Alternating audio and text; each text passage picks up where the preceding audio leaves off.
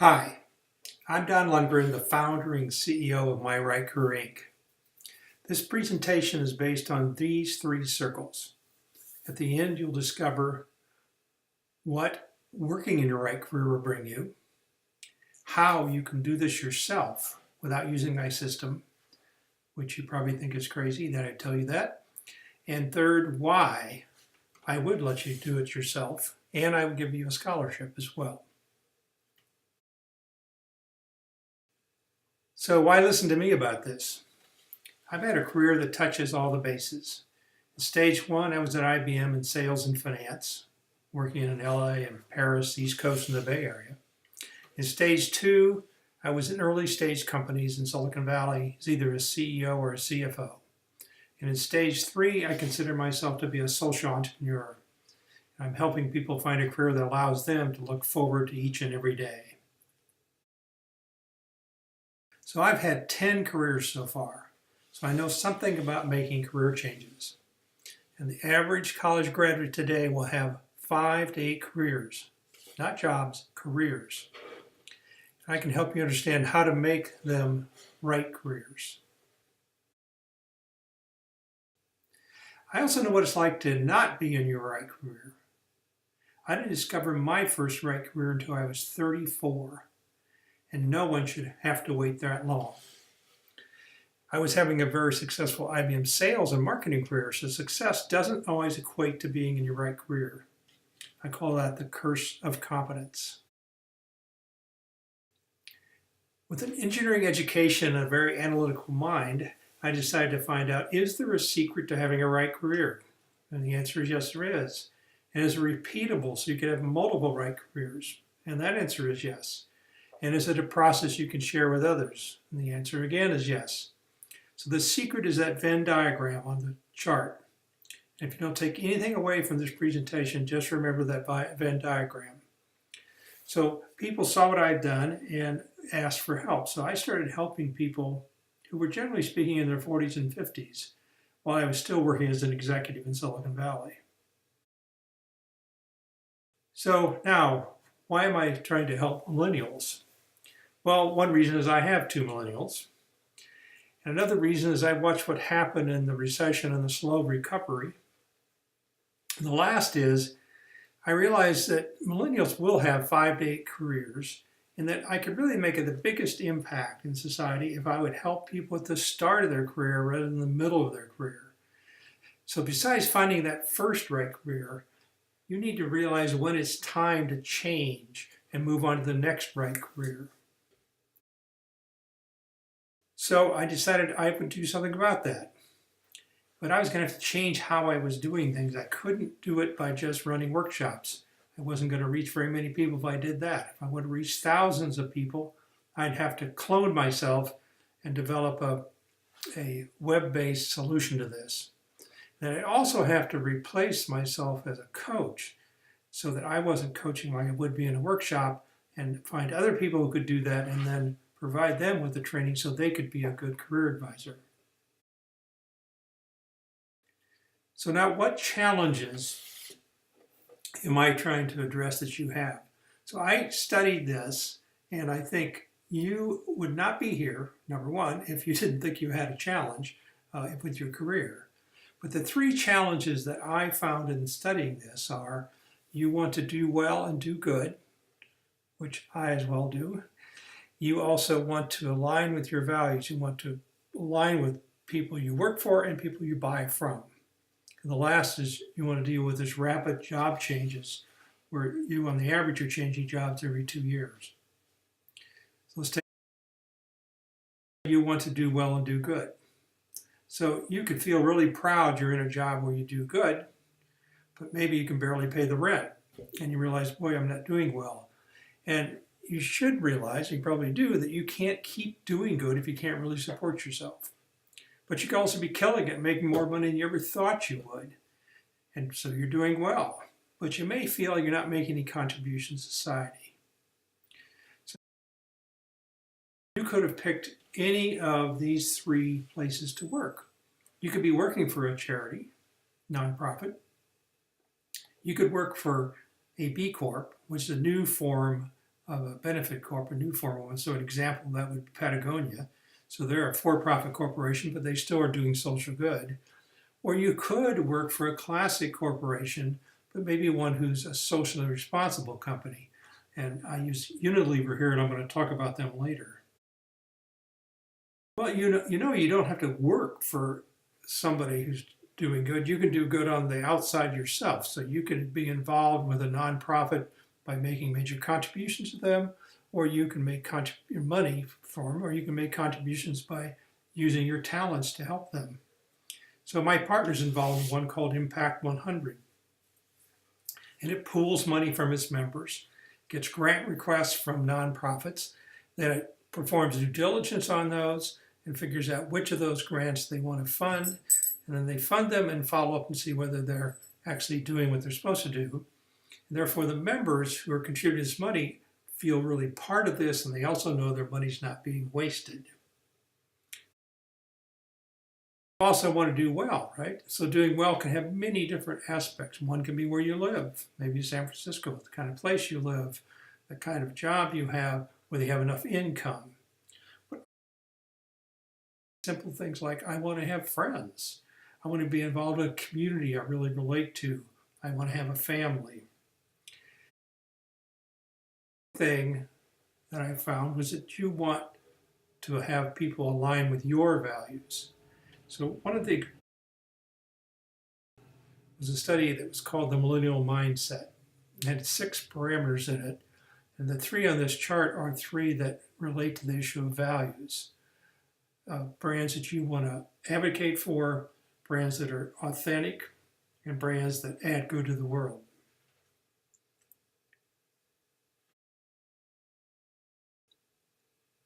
So this is an example of looking at a company to see whether they match the why. Simon Sinek talks about this magic circle: what, how, and why. What is a company? What products does the company make? How do they do it? And why do they do it?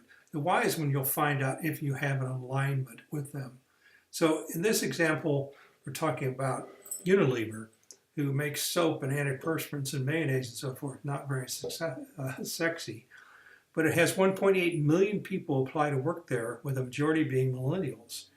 And the CEO believes 60% of them apply because of the alignment with this idea they have about sustainable living. And the majority want them to make a difference in a way they can't acting on their own, but they can working through a company that has this kind of a purpose. So your number 3 challenge is rapid job changes. So you could easily be in your 5th job by your age 30, having made 4 job changes. Now, job changes can end up being good or bad. If it's a random walk where you just keep changing jobs and you maybe aren't any different when you started, you aren't making any real progress. But job changes are really not a problem at all if they're within the context of some kind of a career. So this is an example of when I switched from sales to finance in IBM. Then I got inside of a financial career, and IBM wanted me to understand international and domestic. They wanted me to understand the difference of working in a group or a division, which is underneath a group, and being a professional analyst versus being on the staff, and the difference of working in first level and second level management. So all those things actually required me to change jobs quite frequently, and also to move. So those multiple job changes were perfect if you're fitting within a career. So that was not a random walk. That was leading me towards something. The what I addressed was, what are your challenges? Now I'll describe what you get from working in your right career. I mentioned I switched from sales to finance. It was my first right career when I was 34, yet I've been very successful in sales. I could be my best in this role because it leveraged what was natural for me, and still is. My personality: I'm a T, thinking, and a J, planning. My skills: I'm analytical, I use computers really well, and my strengths: I'm a really hard worker and achiever. And I had a passion for the business side of IBM, and this job was all about planning a product's income and expense statement. And I also made a lot of money in it, and it aligned with my personal agenda of moving back from Paris to the IBM headquarters area. First month in this job, it didn't seem like work at all. And because it used all of my natural skills, it really wasn't work. In fact, I was having fun doing it. And so I looked forward to each and every day, looked forward to going to the office. It was a really different, very different experience. And I loved the thing so much that I really lost track of time doing the job. In fact, so much that my wife said, "You must be having an affair with another woman. You're not coming home like you used to. You asked to go in on weekends." And later she said, "Well, I did figure out you were having an affair, but it was an affair with this new career." So what started happening was my management could see that I was a natural at this and I had a real passion for it. And so they started promoting me. And within 6 months, I'd moved from being an analyst in one area to an analyst where I was working in a much higher visibility product. And then 6 months after that, they moved me from the international business up to the group business, which had a much higher exposure, and that's where the management looked for people to put into management spots. And a year after I was in that, each one of these jobs are supposedly 2-year jobs. After that, I was moved to be the manager of division, be pricing manager for division. I was promoted more times in that 2 years than I've been in 8 years in sales. So that's what you want your career to be, I'm sure. And that's because you become a different person when you're working in your right career. Now, your right career isn't just about the career, the benefits you get. It's also about what happens to your overall well-being. So this is the results of what Gallup did in a whole well-being survey they've done and still going on. They determined that well-being is those 5 things you see on the screen. Now, an example of what happens and how important career is this is an example of a fellow named Ben who was having a great time, all those green areas, bars, and then he had a problem with his career when it fell from an 8 to a 3. And what happened is that affected all the other areas of his life. And so what Gallup has found is if you don't have the opportunity to regularly do something that you enjoy, the odds of you having high well-being and all the others are not very good. So this idea of doing something that you look forward to each and every day is not just important for your career, it's important for every element of your life. So now let's move on to the how. And I'm going to show you how to do it yourself. So I'll share with you all the things I've learned and we're going to apply it so you can do it yourself if you want. Like I said before, a lot of people think I'm crazy to share the secrets of what I've learned, but I really do want you to be able to work in your right career. It makes a huge difference to you, but it also makes a huge difference to society. I also know that when you get done and understand this, you'll see how my system will make it even easier to do. And I think a lot of you will decide to use my system rather than doing it yourself.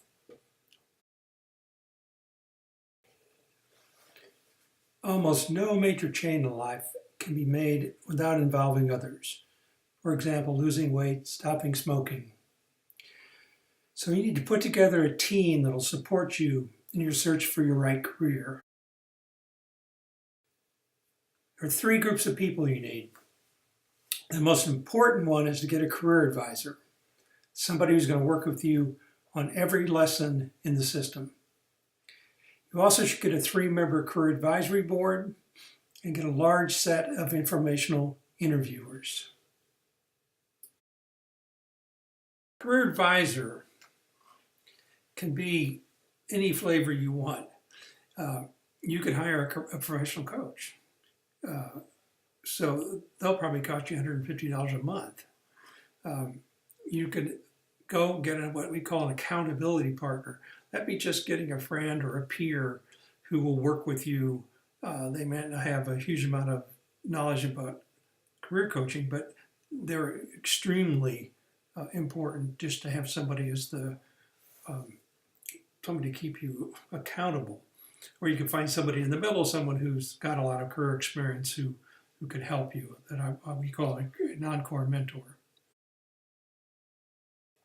What is common about all of them is the issue of keeping you accountable to what you said you were going to do when you embarked in this effort to find your right career.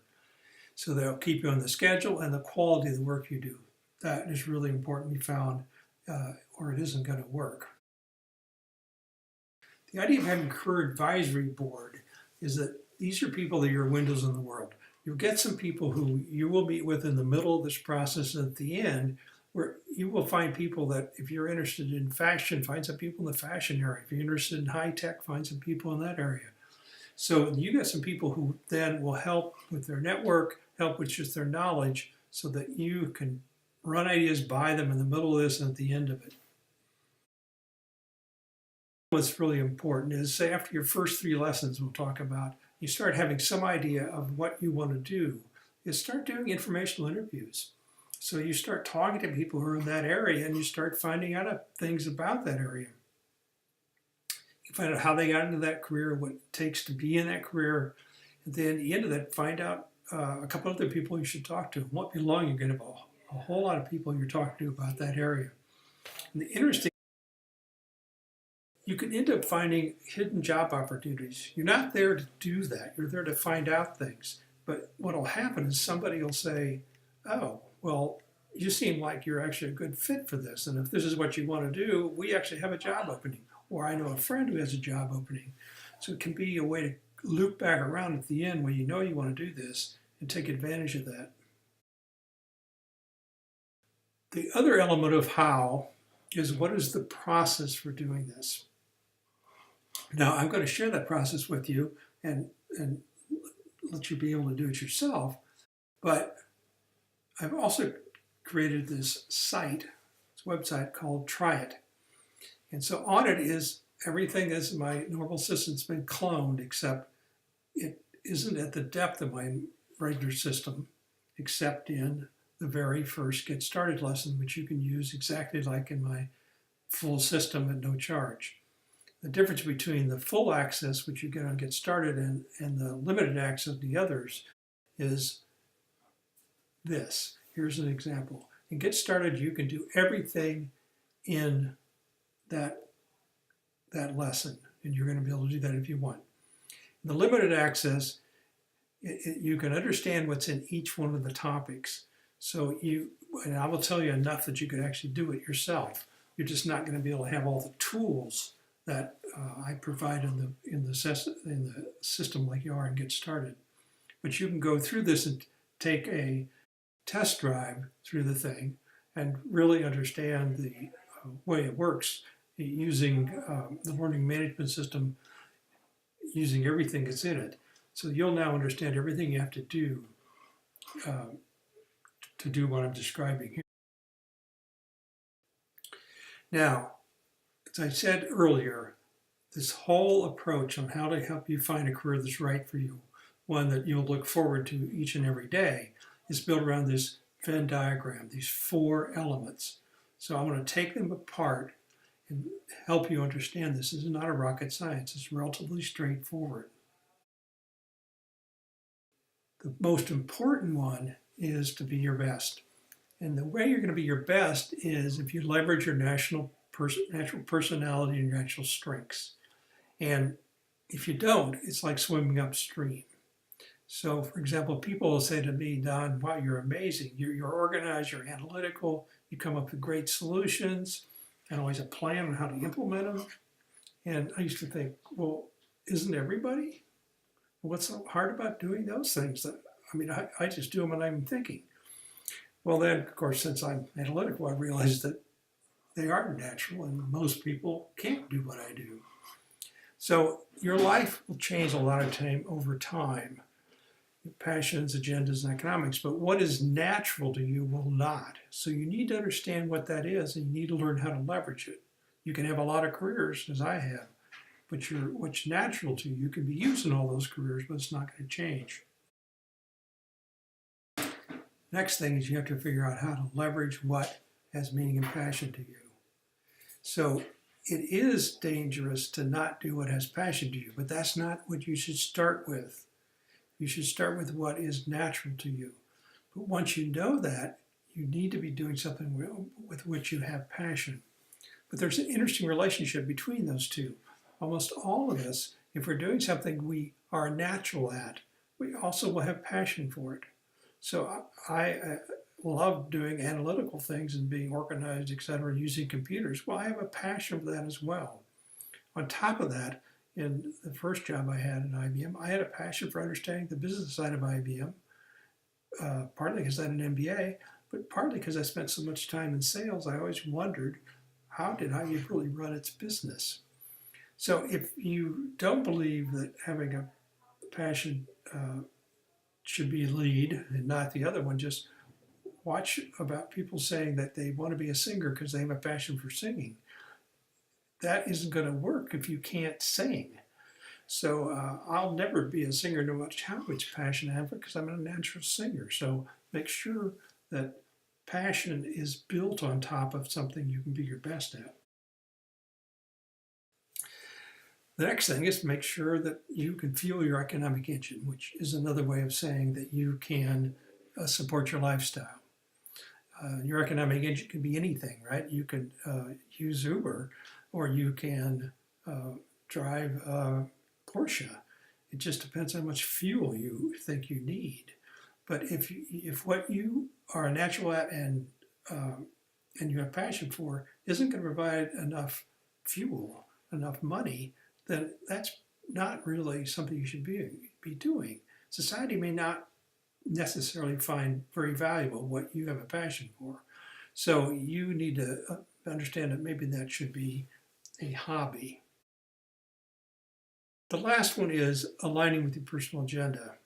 And what you'll discover is that actually often this is the one that drives careers as much as anything.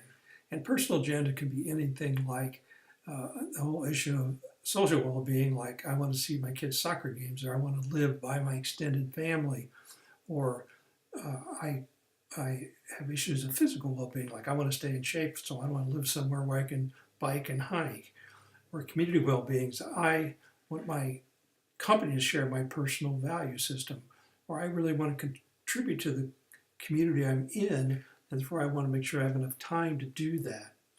So as I said, it's often the circle that actually drives things as much as any of the others do. So when you get them all to align, then you have found a career that's the right one for you.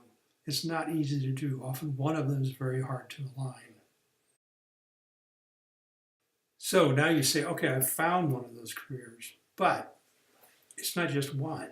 So if you just take, if you're a 30-year-old, today, your lifespan could easily end up being out into the 90s. So if it is out into the 90s, you could easily work until you're 75, and that's another 45 years. And if careers are 9 years each, let's just say, you could have 5 more careers from age 30. And if each job lasted 2 years, that's 23 jobs. So there's a lot of things in front of you.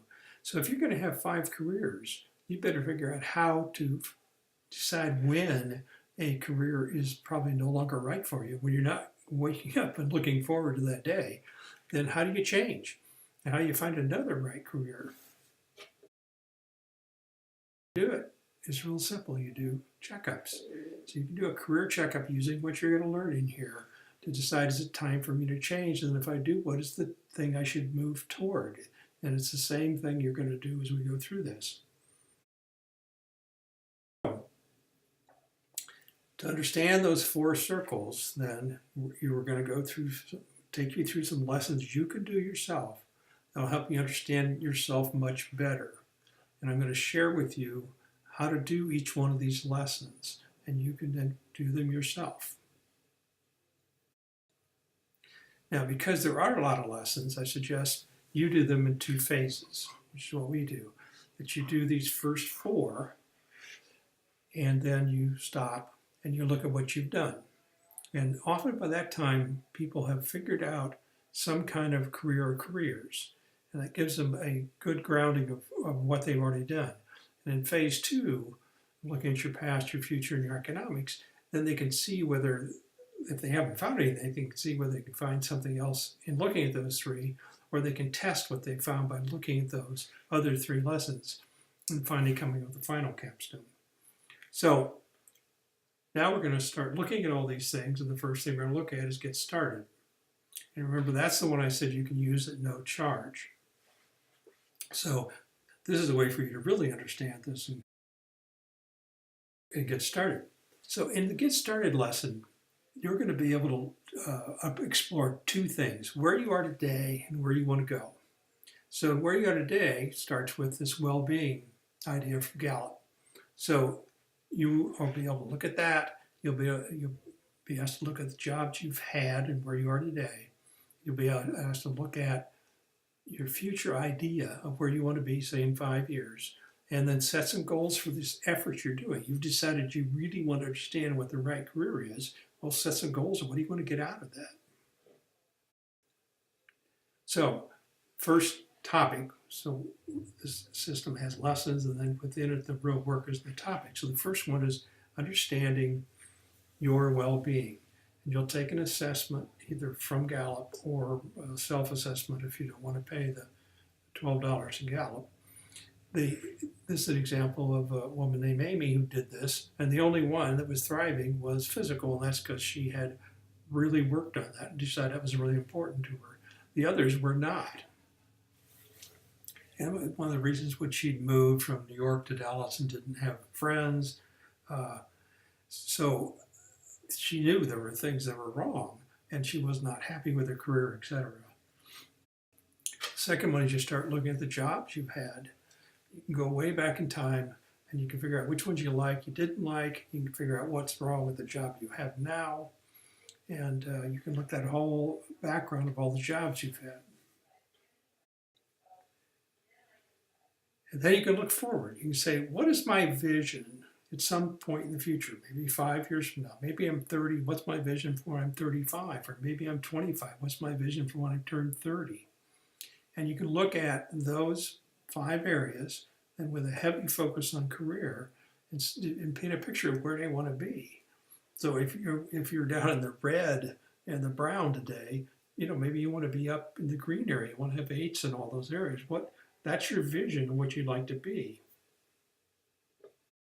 Then you can set some goals for, I'm going to spend this time to work on this over the next, say, 2 or 3 months. And so what do you want to get out of that? Maybe all you want to do is explore multiple careers, or you want to examine the career you have right now and generate some options. You could say, I want a career that meets some very specific criteria. So you can have a lot of goals of what you want to get out of this. So in this Get Started lesson, you're going to be asked to then make up a schedule so that it isn't just some vague idea of how you want to do this. So the idea is to make up a schedule of when you want to finish that interim capstone. And so you'll make up a schedule.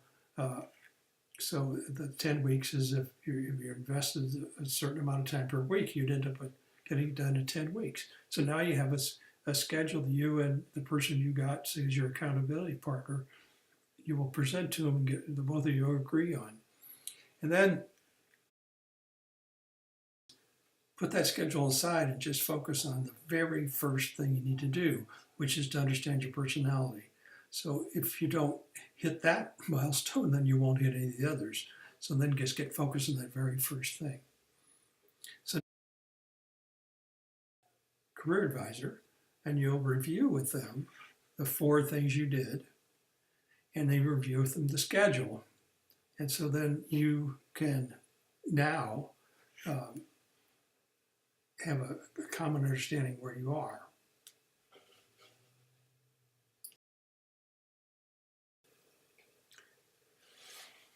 The heart of this approach is the 6 insight lessons.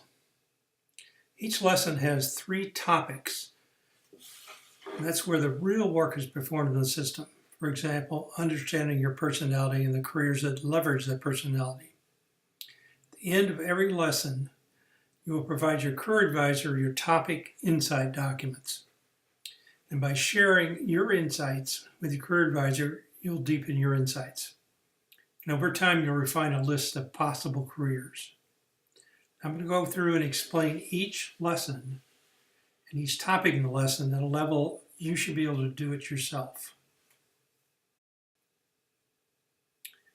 So the first lesson is yourself and explores your personality and interests.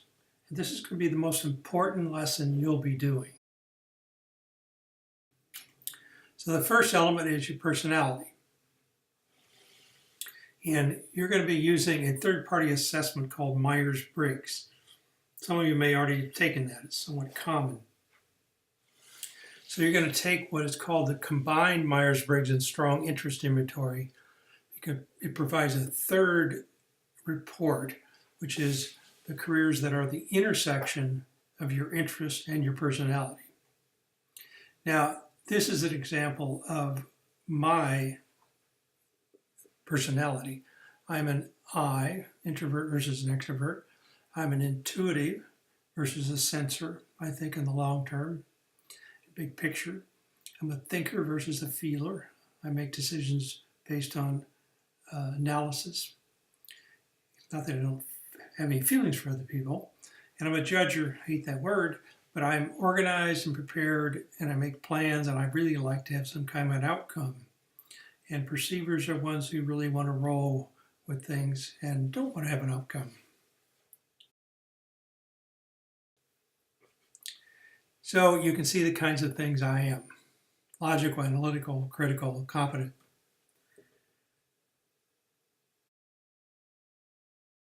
So what kind of careers are there typically for INTJs? Probably nothing here surprises you. People like engineers, lawyers, research people, they're all people who use that kind of a personality. Now I happen to go to engineering school and become an electrical engineer. And so you may have been around a few INTJs, or maybe you are one.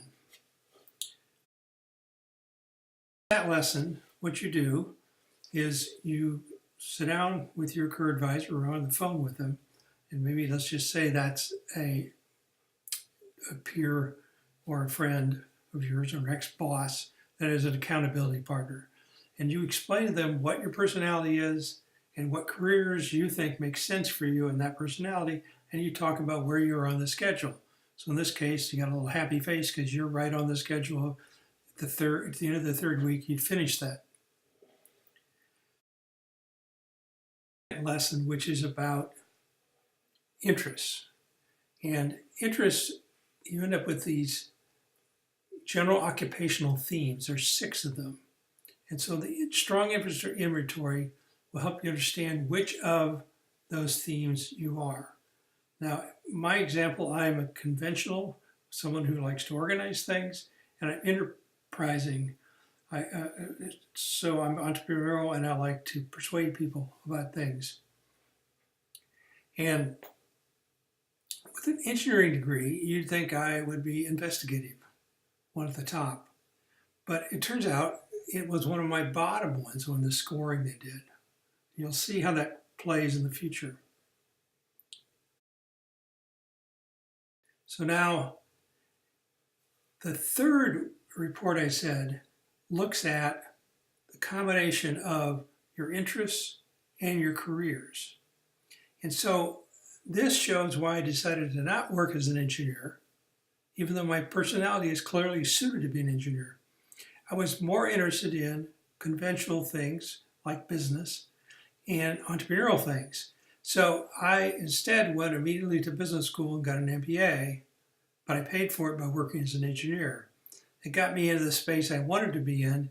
It got me out of the space of working as an engineer. But I didn't also have the passion to be an engineer like a lot of the people who I went through engineering school with. At the end of this interest lesson, what you do is you sit down with your accountability partner and you share the kind of things I just shared with you about myself, of what are your interests, out of those 6, and what careers does it make sense with those interests and the personalities you discovered from the previous lesson And then you can also talk about where you are on the schedule. Again, we have a happy face because we're finished that in week 4. So now you move on to the second major lesson, which is to look at your skills and strengths. Yeah, and these are the ones that are natural. You're born with your strengths. So the first one is you're going to look at your skills. There's a system called ONET.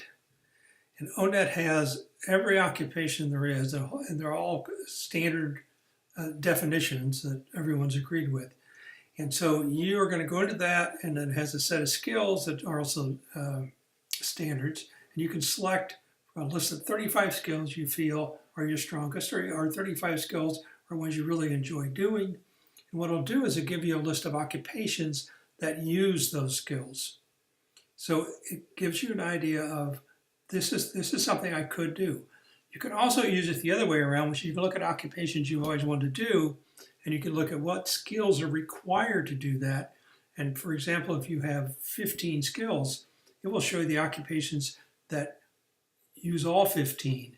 Therefore, if you look at an occupation you like, you might look at it and see, oh my gosh, that only uses 10 of my 15 skills. So I'm missing 5 skills that are necessary in that occupation. The next thing you look at is strengths. This is a Gallup assessment. It's very famous, called the Gallup Strengths Finder. It's used by a lot of companies. It identifies your top 5 skills, strengths I mean, out of a potential 34 strengths. So my top 2 are an achiever, which I have a lot of stamina and actually like hard work, and responsibility. I do what I say I would do.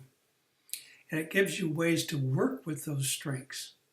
So, for example, being responsible is people, because I'm going to do what I say, people would say, hey, give that to Don, he'll get it done. And I would. But then I can get, and I'm really a hard worker, but I can get way overcommitted because I'm always like, well, yeah, this has to get it done and I'll step up and do it. But you don't want to live your life where always being totally overcommitted. So it gives you some ideas about how to not end up in that position. Now, there are 2 myths about strengths. Myth 1 is as you grow, you will change. The truth is, as you grow, you'll become more and more of who you already are. You're born with your strengths. Same thing applies to your personality. You're born with it. You're just going to become more like that. So embrace your strengths and your personality. Don't try to change them. Myth 2 is you'll grow the most in your area of weakness. And if you see how school is done, you see how companies do things, they're kind of sending you to things to try to improve your weaknesses. The truth is you'll grow the most in your areas of strength, and you do the best in your area of strengths. So if you have an unbelievably bad weakness, yeah, work on it to get it up to some minimal level. But don't expect that you're going to be able to have a successful career by working on your weaknesses. Have a successful career by leveraging your strengths. The last one is called a builder profile. It looks at the talents that successful entrepreneurs have, which they've identified as 10 different talents. And this builder profile will identify your top 4 out of those 10. So my top 2 happen to be creative, thinker, and determination. Now, and my other 2 are knowledge seeker and independent. So Steve Jobs said the number 1 attribute an entrepreneur needs is perseverance. So that's determination. I can tell you that from having founded 2 companies. Things don't always go right. So again, you have at the end of this lesson, you've had 3 topics. You're going to sit down with your accountability partner, and you're going to cover what skills you found and the careers that make sense of that, what your top strengths are, and what kind of talents you have that would lead to maybe being able to build a company or work with people who are building a company. And again, you'll look at where you are on your target. This one I showed we're on it, but you could easily be way off of it and then sit down and you develop another schedule. Then the third lesson is looking at your meaning and passion. So it's going to look at 3 things: your accomplishments, drivers besides money, and some prompts.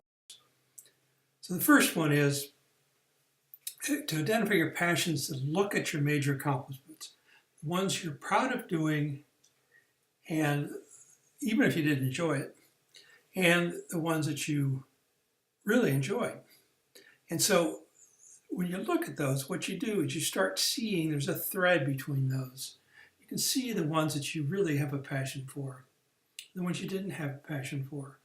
And so what you really want your life to be full of is working on things where you have a passion for, and you're going to do a lot better. Now, we all end up having to do things that we don't have a passion for. That's just reality. Second thing you look at is what drives you, what motivates you. And there is a list of 35 drivers that came from a study that was done with people 50 years and older who looked back at their life and said what drove them besides money. An example creativity, that you're driven by wanting to be creative, have novel ideas. Another one would be current. You want to be on the current edge. You want to be the one everyone comes to and talks about new ideas. The last one is the idea of prompts. And you see them all the time on the web. People throw out ideas that you could respond to.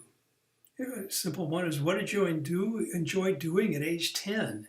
And there's a lot of things where people look back at their life and realize what I enjoyed doing when I was younger really is what I need to go back to because that's what I'm natural at. And another one is, what is something you believe in that almost no one agrees to you? So you're the little yellow ball in there, but you believe in it so strong you're willing to stand up and defend it.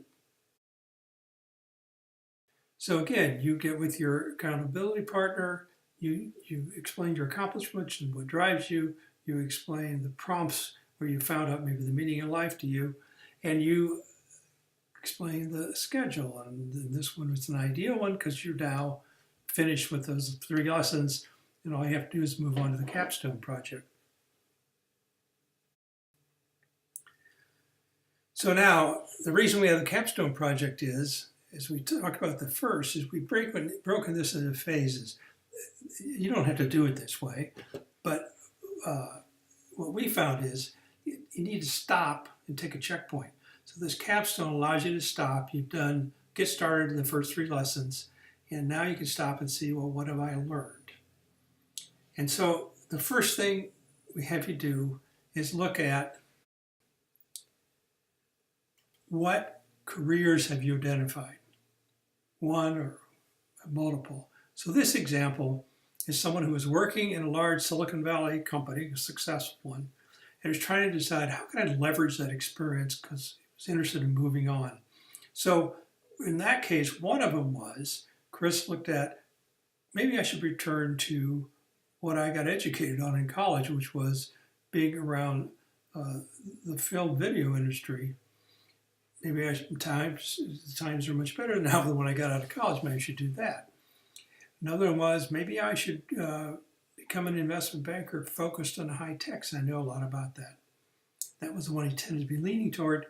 Then another one would be, why don't I do what's classical in Silicon Valley is, why don't I go from a successful big company and join a startup? Now, he needed to think about which one fit best in the definition of a right career. Then the second thing you need to think about is, what are you going to do in those last 3 lessons, your past, your future, and your economics? And you could do them all the topics in them. In this case, Chris decided to, in your past, to just do the autobiography and stories, we'll come to what they are, and skip job and career decisions because he'd done it already in the Get Started one. In your future, he was going to do work backwards so you could see how he got from the future back here. And then in economics, you don't want to do it for the next job.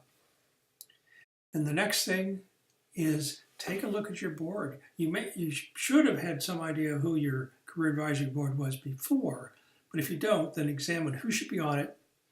And if you chose them wisely, they're your windows on the world, as we talked about before. They bring you a perspective that you're not getting out of your accountability partner. They also have a network, so they can start introducing you to people. And then really decide if you have the right people on that board. If you don't, you might be able to gracefully ask one of them to leave, or you can have 4 people. So there's no magic about 3, it's a reasonable number. Then also start to think about what is your informational interview strategy. And if you now identified, for example, in Chris's case, those 3 different areas, he may decide that he doesn't need to look into the film business because he already knows a lot about that. But he doesn't know anything about investment banking, and he doesn't know much about startups. Certainly knows about technology, but he doesn't know much about startups. So he may want to do something in both of those where he does informational interviews. And again, it could be as he does this, he'll find an investment bank that's interested, or he ends up finding a startup. It's like, wow, you have the right background. We'd love to have you join us. So if he hasn't done it, if he hasn't done it yet, he could have started before, but you better start now to start understanding. But this is not about selling yourself. This is about going out and just collecting information. So you have a career advisor meeting, just like always. You sit down and talk about the careers you identified. So in that case, it was the 3. How to validate them via informational interviews. How to use your career advisory board, what you think you're going to do in phase 2. And then discuss the schedule for phase 2. Now you've made up a new schedule that'll get you the real capstone at the end, where now you're going to make all your decisions and it'll be the end of what you're going to do in this program. You're going to have your very first career advisory board meeting, because now you've done all this work. It makes sense to sit down with them. You can really do lots of different things with them. It could be nothing more than using them as informational interviews. It could be that you're going to share with them what you've identified in this phase 1 and get their feedback. Share the careers you've looked at, share what you're planning on doing going forward, and ask them who you should be who should you do informational interviews with. Could well be that one of them works in investment banking, and they're like, oh, go see these 3 people. And so they could be unbelievably valuable for you.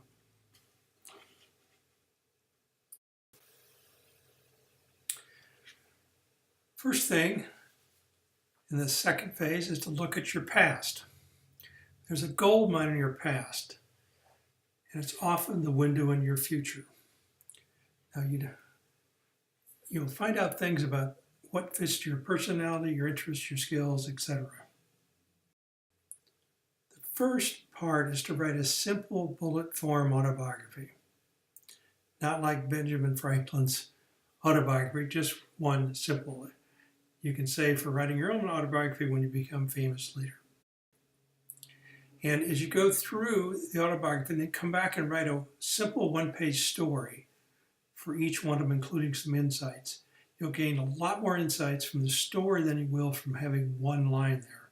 An example from my life is I founded and was the editor of the school newspaper and engineering school.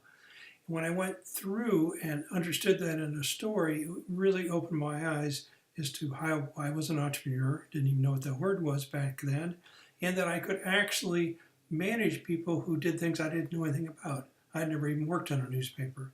So you don't find that things out by just listing that one thing that I was founded and was the editor of a school newspaper. Then dig deeper into your job and career history than you did in Get Started. And also compare it to the Venn diagram and see where each one of those aligned or didn't align. And then I could, for example, identify my good decision about going from engineering to sales and how that wasn't such a good decision and why. And so then, again, have a career advisor meeting where you discuss the 3 things you learned about your autobiography, your stories, and the jobs you've had, and look at your schedule. You know, did you get through your past in the time frame you thought you would? Again, we have a smiley face. Then take a look at your future. And so see if it's a future you're going to enjoy. Now, you did this, again, to get started, but you really hadn't examined your career at all at that time. So this is a chance to really examine your career and look at what you want your future to be. So in this case, again, Chris was looking at these 3 different career options, and he's getting closer and closer to thinking that being an investment banker focused on high tech is the one he wants. And then, even though you did this future age thing, now you want to look at it more carefully. And you want to also take a look at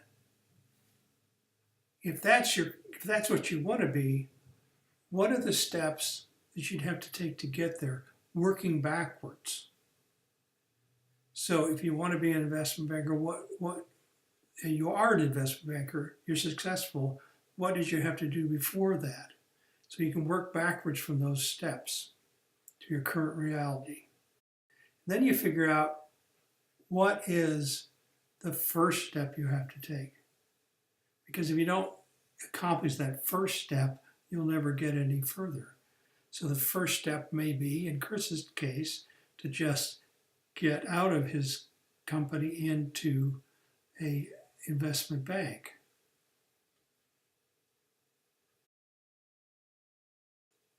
Again, you share this with your career advisor, see if you're on schedule. Now comes the hard part for a lot of people. Look at your economics. And so again, you can be doing something to leverage what you're natural at and be your best. It can have meaning and passion, but if society doesn't value it enough to fund your lifestyle, then it's not a career. So I have this idea of using 3 budgets so you can make that right decision. So the first one is your next job budget. So this is where you're going to find out if, for example, if you're going to, the very first job you get as an investment banker, working as some associate, I worked with a lot of them, they work really hard. Are they going to make enough money to fund the lifestyle that you had before or that you're willing to step down to?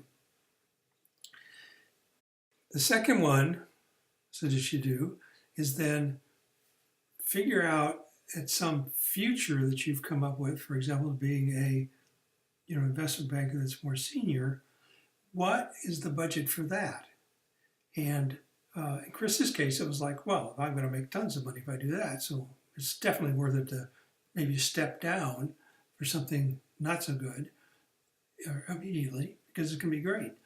But you could be in something where you look at it and you start talking to people and so forth, and it's like, wow, 5 years from now, I'm not going to be doing much better than I am now.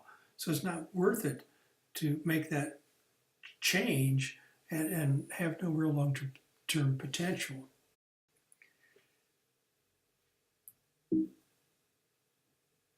So then, next thing you can look at is a contingency budget. So contingency budget is just the kind of thing, it's like, well, what if I don't get a job and I left the other one, or I start out and it doesn't work out real well and I've got some downtime before I find the other one. So just figure out what is that contingency budget.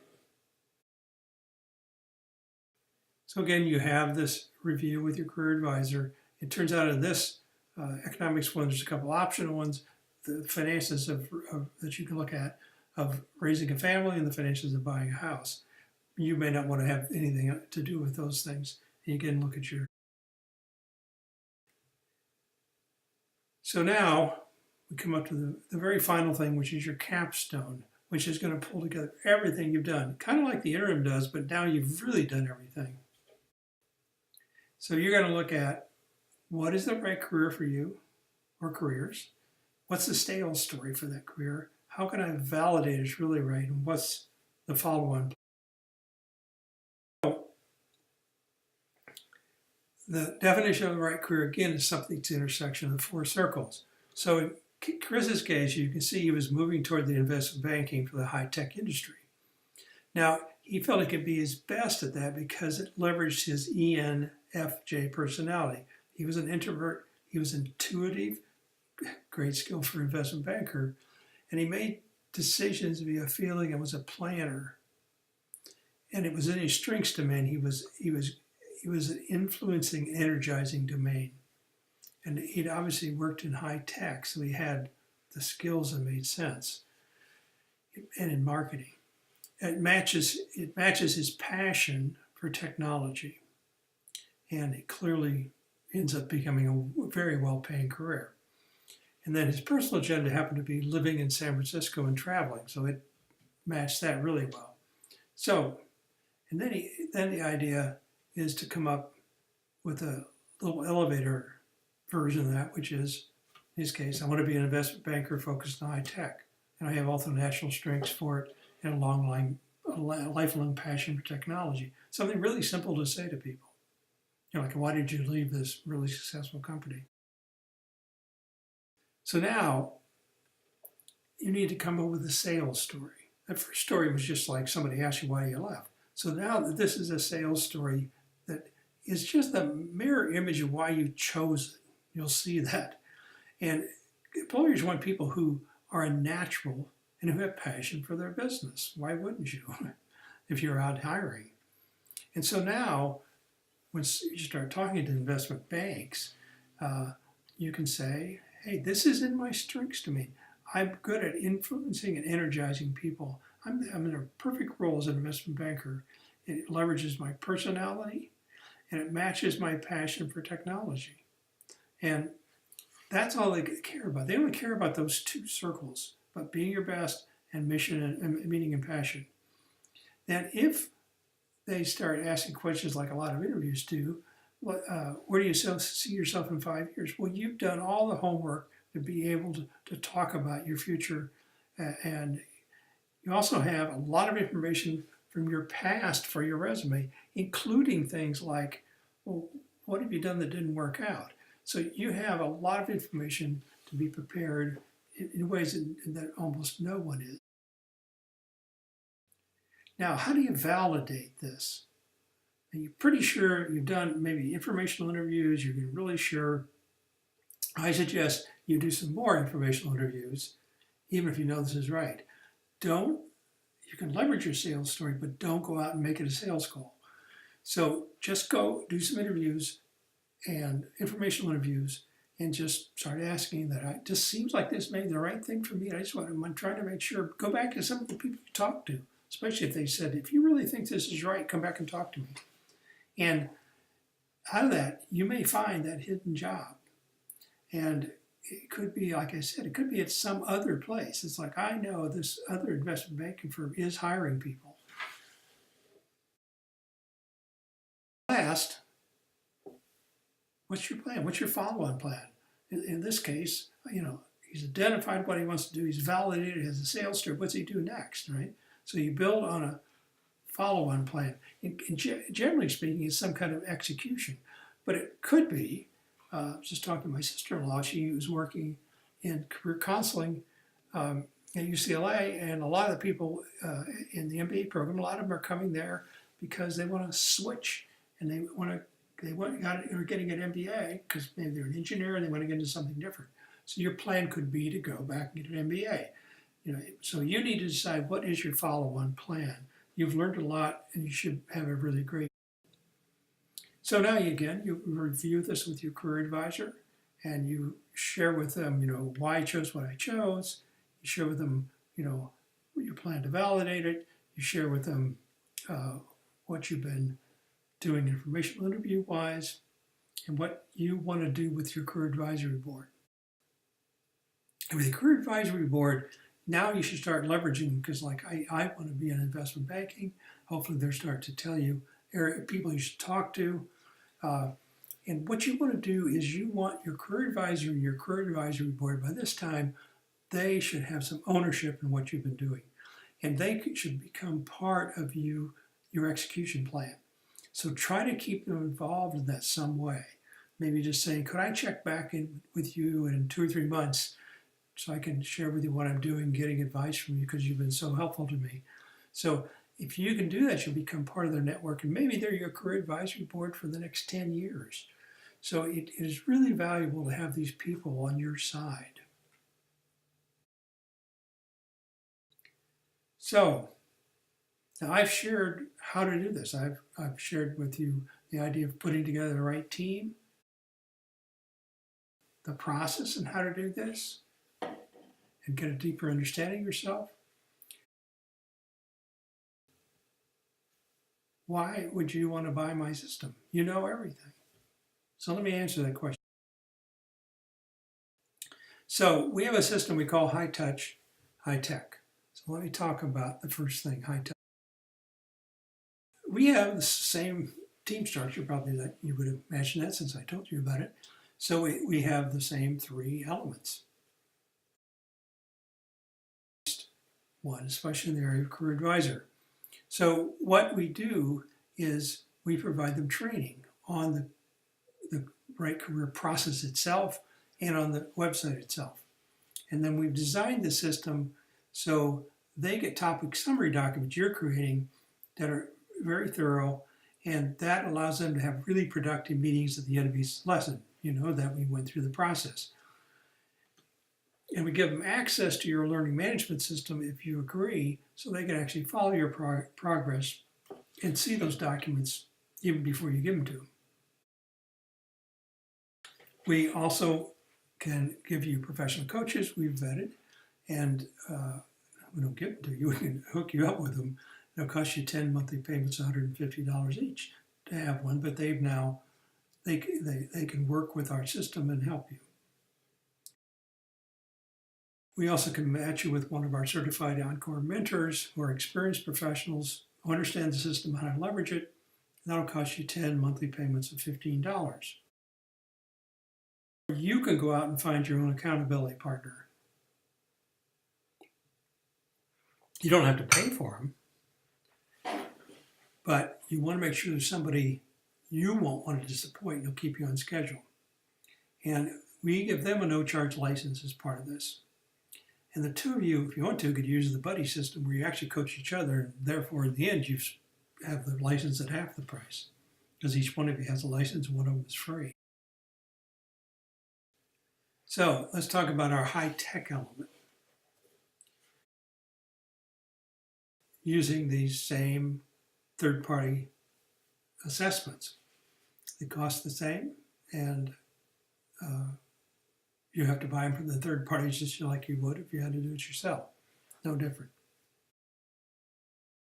A whole bunch of system unique assessments that we provide you that you would have to create yourself if you don't use our system.